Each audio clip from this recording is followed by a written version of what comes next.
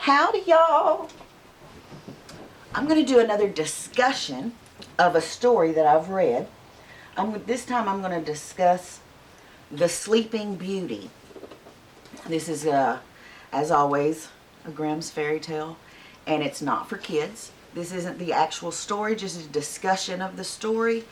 You can find the story in my Storytime playlist on my channel. So this one is called The Sleeping Beauty. There's an illustration. I hope y'all can see the illustrations. I think that's the only illustration in this one. Yeah. Okay, so on The Sleeping Beauty, I have a few points that I'd like to discuss and see if anybody finds this interesting or have had these thoughts about this story. Okay, so this story, this version of the story, I'm sure we've all heard different versions of Sleeping Beauty, and we're all familiar with probably the animated Disney version. This is different, but it's basically the same story. But this one begins, oddly, with a frog giving a prophecy. Okay, he tells the queen that she will soon have the child she desires so greatly. And this is not commented on as odd, and no one was surprised that a frog gave a prophecy, and everyone was unsurprised when the prophecy came true. As usual in fairy tales, highly strange behavior of animals and natural things, people is taken for granted as if it is a given. Okay, the beautiful daughter is born, the feast is planned, and the guests are invited. Okay, and here's where it gets a little dicey. Apparently, in this kingdom, there are 13 wise women. Now, being referred to as wise women, they could be any number of things. They could be witches, they could be, as in the animated one, they could be fairies, or any number of kind of semi-divine or fairy tale type creatures. Or they could just be wise women that know how to cast spells. So in this kingdom there are 13 wise women. Of course, they are to be invited to the feast, and one is offended by not having been set out a gold plate as the other 12 were set out gold plates. I don't know if they had names on them or what, but one of them's mad. So all the gifts are given, and these gifts appear to be blessings or good spells because they're not actually items, they're traits.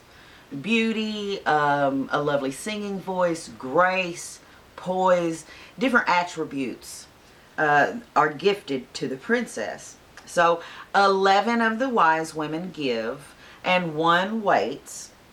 And then the offended wise woman gives her gift, which of course is a curse. Okay, the curse is death, and she curses the child that she'll of course prick her finger and die after she pricks her finger on a spindle. Well, the one wise woman that had held back, of course, softens the curse from death to sleep. And she will, instead of die, she will sleep 100 years, which is still pretty bad. So, of course, her parents are going to try and prevent this. They burn all the spinning wheels, they burn the spindles, they outlaw the practice of spinning, and even though they've done all this, she does find an old woman spinning. Okay, even though it's not done in the kingdom, all the spindles were burned. Is this the implacable nature of fate? No matter what you do, no matter how you tried to avoid your destiny, you're going to find that spindle. You're going to prick your finger. It's going to happen. It's been foretold. A lot of fairy tales do definitely lean heavy on fate just happens. No matter what, no matter how you try to stack the cards in your favor, it's still going to fall the way it's going to fall. So she searched everywhere. She went through the entire castle, every nook and cranny. She was left there alone, unattended, and was able to search everywhere.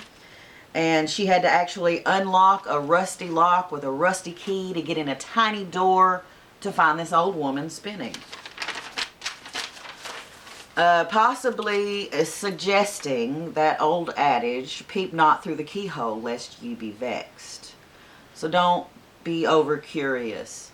Don't go digging around trying to find something, because you're not going to be happy with what you find. And curiosity is usually not positively rewarded. And I believe that that's the lesson they're trying to teach you, isn't it? Just don't go digging around looking for trouble, because you'll probably find trouble. As for the old woman, no explanation of why there's an old woman locked in a tiny tower through a tiny door with a rusty lock and all this, and there's a woman sitting in there spinning. I mean, it's odd, to say the least. So I'm wondering if perhaps she was the offended wise woman in disguise, and she's doing that to force the prophecy, help the prophecy. So as soon as the princess, sees this, she goes and interacts with the woman, who offers to let her spin, and she pricks her finger, and she goes to sleep on a conveniently placed bed. It says she just falls out on the bed, all, not on the floor. Strange. But not only does she fall asleep, everyone in the kingdom fall asleep. And not just the people. The animals, the fire in the fireplace sleeps. The meat that is cooking stops cooking. It's not like sleep. It's not like the meat becomes cold and the fire goes out. Everything is held in stasis. It does not continue cooking, nor does it rot. Everything is just on hold. It describes it quite detailed about the birds and the dogs, the horses in the stables, everything, and inanimate objects as well. So that everything goes to sleep. Everything goes into stasis for 100 years. Okay, so there's many, they hear about this have happened, in the kingdoms, surrounding kingdoms, they hear about this kingdom and what's happened, and many princes, because obviously it's just lousy with princes, try to fight their way through the wood, and it says in here that they all have horrible deaths and slowly die impaled by thorns. Very gross. Most fairy tales are explicit, violent, and I think it's just shock value. I think the storyteller is just trying to keep your attention and make the story more, interesting. So they try, and then this goes on for so long that the story's almost lost to memory, and people stop trying to get in there. And I think this may be alluding to the importance of folklore. Like, if you don't pay attention to the folklore stories, then you'll lose important information. And so the hero appears at the most portentous moment, and he receives the pertinent information, and he completes the task of cutting through and getting to the castle. But the 100 years has already passed, and it says that the thorns bushes pull apart and allow him passage. So I mean, he's not really fighting his way through. And at this point, I have to ask, do we even really need the prince in this story? The wording in the story kind of implies that the allotted time has passed. The spell is now breaking. It is in the process of breaking as he appears. And he kind of showed up at the right time, and he got credit for the spell breaking, like he did it. But it seems like he just kind of showed up when the spell broke and woke the girl up with a kiss. It's not implied that his magical presence or his magical kiss awakened her. It seemed like it was just time for that to happen, and he happened to be there, and he got all the credit for it. very strange. I mean, I understand that in fairy tales they often want to end with the prince and a princess getting married. They want the happily ever after, and that seems to be a popular conclusion, is prince and princess getting married, to the point that it often doesn't make any sense. Like, for example, as soon as everybody wakes up, it says the wedding was held. And why was the conclusion a marriage between the prince and princess? Why wasn't it a celebration of awakening?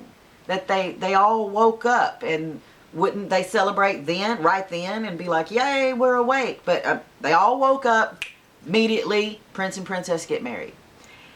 I think the prince kind of, is just a placeholder here. I don't think he's necessary for the story and the point of the story. But I think he's just, they really like the happily ever after. They want the prince and the princess to have a big wedding at the end. It's kind of like a soap opera. A big wedding always gets a lot of attention. Okay, so that was my discussion on the Sleeping Beauty. I would love to hear what you think about it and your different renditions of Sleeping Beauty you may have heard, which ones you like the most. And so let me know down in the comments. Thanks for being with me, and until next time, y'all be sweet.